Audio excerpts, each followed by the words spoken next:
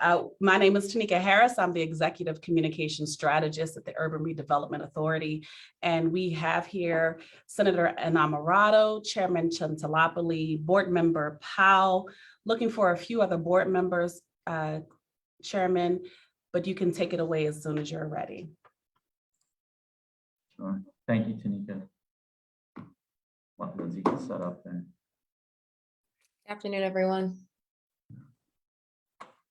So as Tanika said, board members present are Representative Innamorato, Director Lindsay Powell, Director Williamson just joined us, and myself. With that, we'll move into the agenda. First item is approval of the May 12th, 2022 regular URA board meeting minutes. Can I have a motion? So moved. Second. All those in favor? Aye. Opposed, abstentions, the motion carries. I did want to note that the URA board met in executive session to discuss personnel and legal matters on June 6th, and then we will meet again immediately after this meeting on June 9th. And then the board was also briefed by staff on June 3rd. The briefing was for informational purposes regarding today's agenda. With that, we'll move into public comment. I believe we have 2 individuals registered. Would also like the record to reflect that Council Member Lavelle has joined us as well. Daniel? Yes, I'm in the process of locating the public commenters.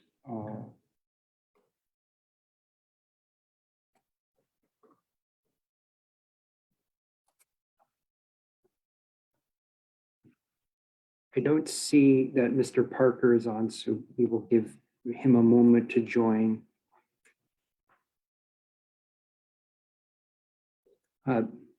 Mr. Parker, you are on and don't have, and your name isn't as it was registered. Could you shoot us a comment in the Q&A so that we know where to find you?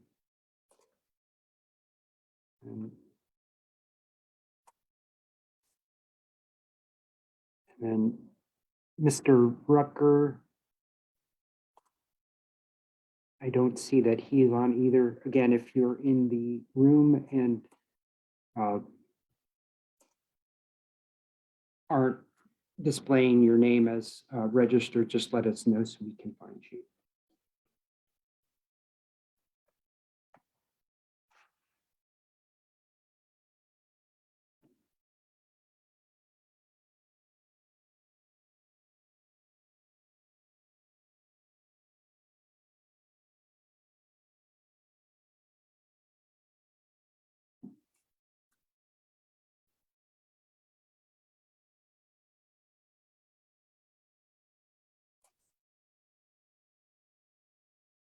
Okay, still not seeing either registered public commenter. How would you like to proceed?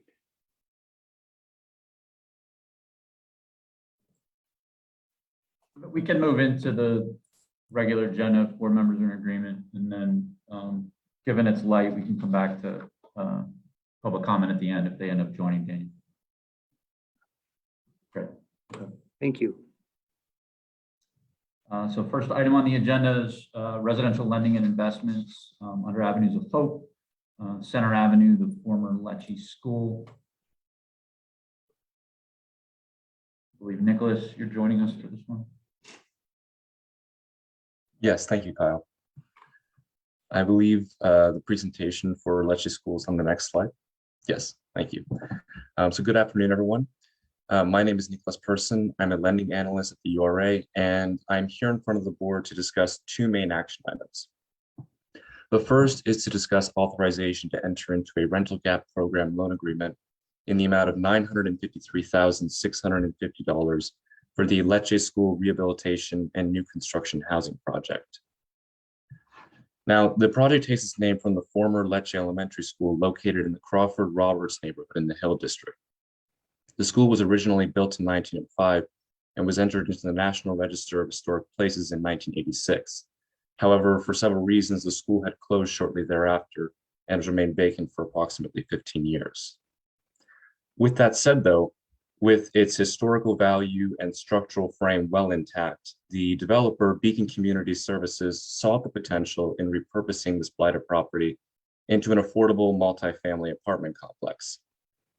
Utilizing a $1.06 million loan from PHFA, as well as equity derived from 9% LIHTC and federal historic tax credits, the developer and architect have redesigned the school into a 42-unit mixed income apartment complex, of which 34 units are set at affordable rates and the remaining 8 are set at, market rate. In an effort as well to integrate this building into the fabric of the surrounding community as well, the developer has sought out to purchase URA-owned parcels of land to construct 4 new townhomes as well as an urban garden and tot lot. And it is this land transaction in the amount of $30,000 between the URA and the developer that represents the second main action item being brought to the board today. These 4 townhomes will be built on an empty plot of land that sits opposite of the school facing Cliff Street. And it is these 4 schools coupled with the 42 units in the renovated school that bring the total number of developed units on the site to 46. Now, to cover the total $18.9 million cost for its development, the developer has, or the borrower has sought out additional gap financing from both the Housing Authority of the City of Pittsburgh, as well as the Urban Redevelopment Authority. Letsche has already put in an application to the Housing Authority for 25 project-based vouchers, as well as a $2.25 million loan. Similarly, Letsche has reached out to the URA requesting gap financing through the rental gap program. And what this would look like would be a third mortgage loan in the amount of $953,650 to be paid by 20% of project cash flow. Now, the loan would be sourced from a 2021 Community Development Block Grant, and its terms would include an affordability deed restriction set on all 34 affordable units in the renovated school for a period of 40 years. Lastly, it is worth mentioning that this project has been presented and reviewed by the Hill CDC, and they have, this local nonprofit has expressed their support to the developer in their effort to produce quality affordable housing to its local residents and put a vacant property back into productive use. Thank you. I will now open the floor to any questions and comments, and I also want to introduce Michael Polite, the Executive Vice President of Beacon Communities, to provide any additional comments on this project, as well as help in answering any of these questions. Thank you.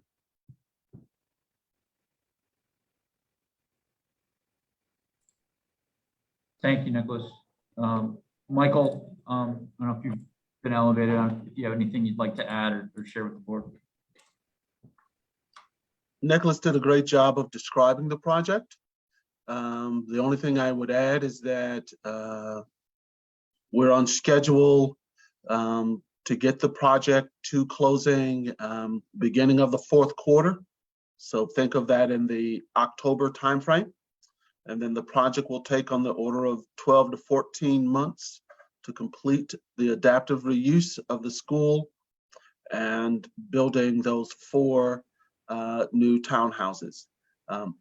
All of the townhouses will be restricted at affordable rents.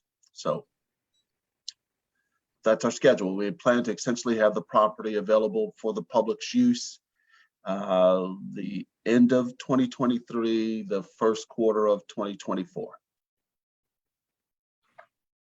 And thank you for your consideration.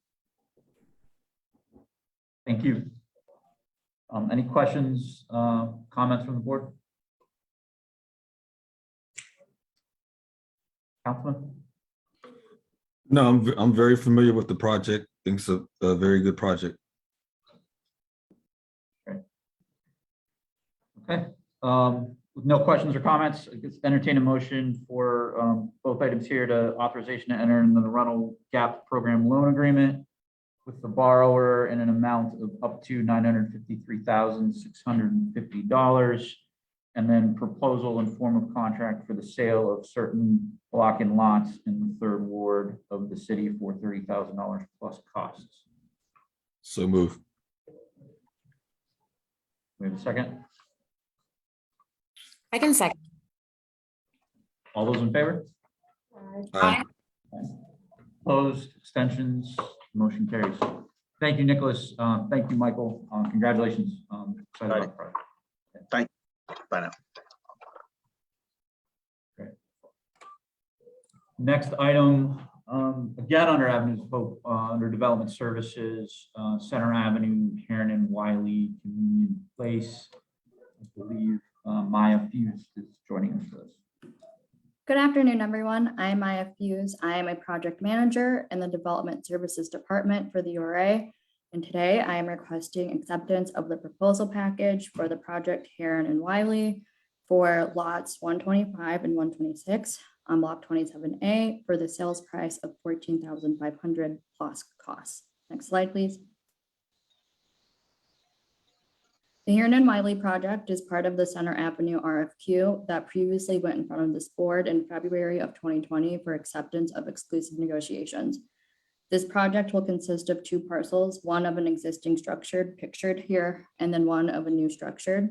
The existing structure will be redeveloped to have 3 commercial office spaces and then two-bedroom apartments above. Communion LLC will be the anchor tenant for the commercial space, and then the new building will consist of 6 one-bedroom apartments. Of the 8 total apartments, 4 of them will be affordable at 60 to 80% AMI.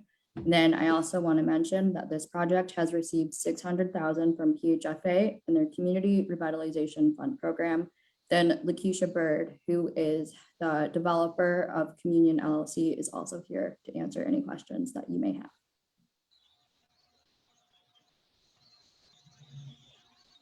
Thanks, Maya.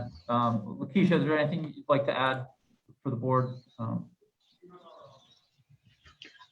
Yes, I'm here. Maya captured the project in whole at this point. We are in the midst of design and permitting and on schedule to develop this property. I don't think there's anything further to add at this point, but I am available if there are any specific questions.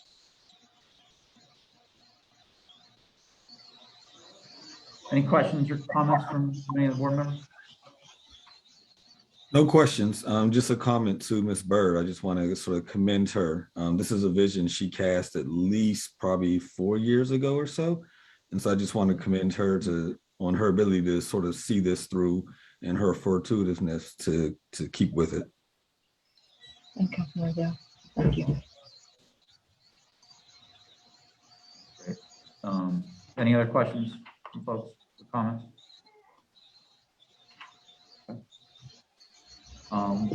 With that, entertain a motion for proposal and form a contract for the sale of certain block and lot in the 5th Ward to Communion LLC or related entity for $14,500 plus costs. So move. Second. Okay. All those in favor? Aye. Opposed, abstentions, motion carries. Thank you, Maya. Thank you, Lakeisha. We'll see you back soon for our final vote. Thanks. And then one more item under Development Services with Avenues of Hope for Larimer Avenue, Urban Academy of Greater Pittsburgh. Joining us for this, I believe, is Danita Thomas.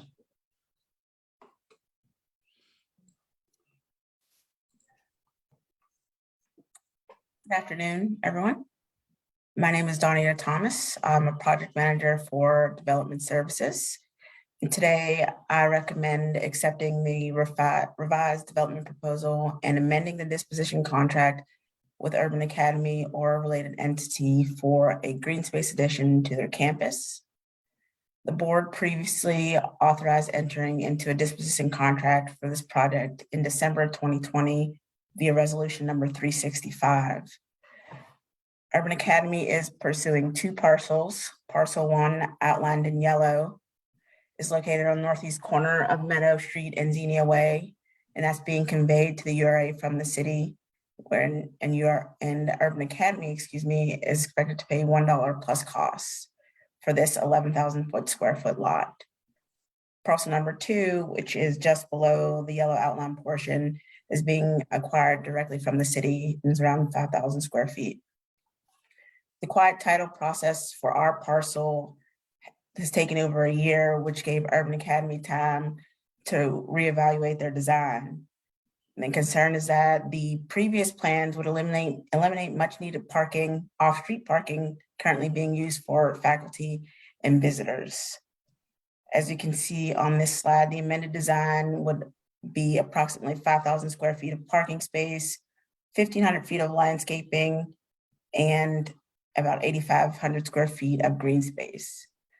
The project is planned to create green space that will help enrich academic, social, and emotional learning opportunities for students and an attractive, nurturing space for the Larimer community. Total project costs are budgeted at around $500,000 to be funded entirely by the redeveloper equity. Chase Patterson is on the call today, Chief Executive Officer of Urban Academy, to answer any questions that the board might have. Thank you, Danita. Chase, did you have anything else you'd like to add for the board? No, Mr. Chairman, other than thanking Donita for all of her hard work, as well as ML in their effort to help us get to this point. I think the project was captured well. Any questions, comments for the board? No? Motion to approve. Okay. Second. Okay. All those in favor? Aye. Okay. Opposed, abstentions, motion carried. Thank you, Donita. Thank you, Chase, very much. Thank you, everyone. Last item on the regular agenda is the disclosures agenda. There are no questions or comments for the board on any of the items. Entertain a motion to approve in its entirety. So move. Second. All those in favor? Aye. Opposed, abstentions. Great, the motion carries. We'll come back to public comment. I believe Mr. Rucker has joined us.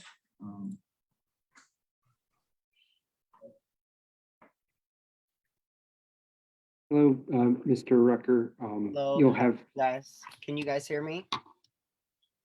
yes. Yep. You'll have 3 minutes to deliver your public comment. I'll let you know at 30 and 10 seconds when your time's about up. Okay. And My name is Rico DeLorean Rucker Sr. I'm the creator of the Bad the Block Back movement. The Bad the Block Back movement is just more than just roller skating. This is a community endeavor proposed for connecting all generations and cultures across the area by promoting unity in all communities through anti-violence events and safe spaces. Our group is preparing to become part of the healing process in the city of Pittsburgh by providing opportunities for healthy living, mental stress relief, and community building. The time is now to implore solutions to situations that have plagued our communities for far too long. My team has shown their passion and commitment for the community by coordinating events which are supported by a diverse group of people. This includes community members, public safety officials, as well as small business owners. The activities are uplifting and creates an environment that welcomes hours of positive engagement. Again, this is the type of environment this type of environment is part of the solution that is needed in the city of Pittsburgh and surrounding areas. The overall need for a roller skating rink in our community is very important. The historic Greater Pittsburgh Coliseum was once a skating rink and an event hall. The facility had the power to change our culture, and it's uniting everyone in the community through the city of Pittsburgh. Reactivating the Greater Pittsburgh Coliseum empowers the people to reconnect with our culture. Similar to the characters in Roll Bounce, the Bad the Block Back team is committed to building the confidence of new and old skaters in order to showcase historical art of roller skating and their own creativity. My goal is to change the narrative about Homewood by having you guys join with the Bad the Block Back movement to revive the community's decade-old dream to open the doors of the Coliseum as a safe space that promotes anti-violence. Mr. Brewery, who was the previous owner, was my mentor. And in the 1990s, Mr. Brewery received the Coliseum for $1 bill. The community has been asking for decades to be able to bring the roller skating back and bring the event space back. And being one of the 4 finalists, I just kind of wanted to shine some light on that.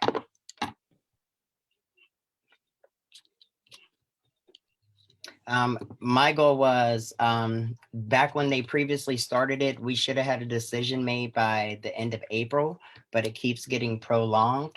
So my goal was to just try to get a solid timeline on when you guys will be able to make a decision, seeing that it keeps getting pushed back further and further. Okay. Did you have anything else to add, Mr. Rucker? I just would like to get clarification on how the process is actually going to pan out. Seeing that it keeps getting pushed back further and further, it's kind of tying up some things. I have a partnership with Homewood Hilton Suites that they want to actually partner with me and build a Homewood Hilton Suites in Homewood. And I have other investors also, but with everything getting pushed back and we don't have solid information, it's just it's not looking good because my investors are requesting solid information of a solid timeline on what we can expect moving forward. Thank you. Thank you, Mr. Rucker. Your passion for the Homewood community, your community's obvious, and we're all incredibly thankful for that. I know, and I saw Director Flissman came off of mute, that staff is kind of working through the process and doing diligence, and that sometimes takes longer than initially anticipated. But I think it's something that they're communicating with each of the respondents and are hopeful to make that through deliberately. But Greg, I don't know if there's anything else you want to add to that.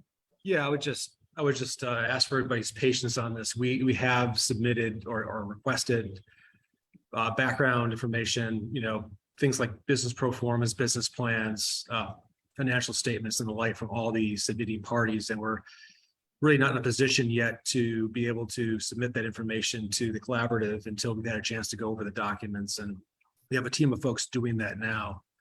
And it's just it never happens as quickly as we like, but we beg your patience and we hope to have that information processed shortly. I don't know if Maya's himself is on the call, but she may be able to add some additional information, or James, on the timing of some of this and when we expect to get that completed.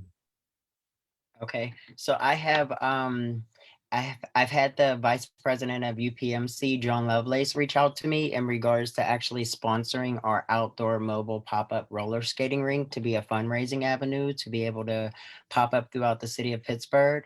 And he actually asked me for a timeline from the URA, because if it was closer to a deal, it would actually work into my favor. So as of right now, I have a relationship built with Pittsburgh Public Schools to where they want to bring our skate curriculum into the schools next year, along with Propel Schools also, and the mayor of Wilkinsburg. So I'm going to continue to be patient through the process. I understand you guys have a lot going on, but if there's just something that I can give to the vice president of John Lovelace, just to let them know that we're closer to being able to get an answer. Greg, do you want to just give a real quick sort of overview of the process? Sort of maybe just briefly explain what happens after the RFP goes out and we get responses, what then comes next for the URA?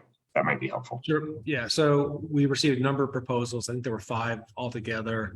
They have been, actually there may have been more than that, but maybe Maya's closer to it, can provide some detail. But they were presented in front of the Home Collaborative, and the collaborative kind of ranked their choices. And then it gets kicked back to us to do the diligence on these things. Admittedly, the collaborative can't get into the weeds on some of the financial information. They ask us to do that diligence on their behalf. So we have to match up, the preferred choice with, and balance that with financial feasibility and financial viability. And so as part of that process, we request a whole set of information from the respective proposers, including operating pro formas, business plans, sources and uses of capital, and a complete financial set, or at least as much as we can get in order to make an informed recommendation to the collaborative. Ultimately, it's a decision made by the URA with a lot of input from outside stakeholders. But in order for us to make an informed choice, we just need to have information on the sustainability of these proposals, and that's the process we're going through now. Okay, and Mr. Greg, I have a question for you. So I see that you guys like award businesses for, I see that you guys award like land for $1. So back in the 90s, when Mr. Brewery received the building through a government grant program and he got it for $1 bill, Maya did give us a purchase price of $350,000. Is there any way that it can be negotiated to where we can receive it for $1 like some of the other candidates are doing? I'm not really not in a position to say that. I wouldn't rule that out if that is what it required to get the deal done. I think we don't like to default to just, giving the land away if we can't figure out a way to work with a particular proposer to try to figure out how to close their gap. So rather than just saying, give it to you for $1, we like to understand the entire operation and the financial sustainability. And if it turns out that we absolutely have to do that to get a deal done, I don't think we would rule it out, but we wouldn't go there as a first option. But again, it's a possibility. Okay. Okay. I would suggest that we're getting kind of way beyond what public comment is intended for at this point, and maybe we can follow up with you offline about the specifics process if you have questions. But sounds like there are a number of respondents, and then there is a bit of a process that the URA has to go through to make sure that due diligence is met before a recommendation is even made to the board about which, if any, of the respondents, would actually be, recommended for approval. And I'm sure that there are staff that will be willing to spend some time with you offline, kind of answering any questions you might have about the state of the process. Okay. Thank you, Mr. Sam. Yeah, thank you for joining us. Sorry, Mr. Chair, if that was. No, you went right where I was going to go. So thanks. I don't believe the other registered commenter has joined us. So with that, I will entertain a motion to adjourn. Second. We are adjourned. Thank you all. We'll see you next month. Bye.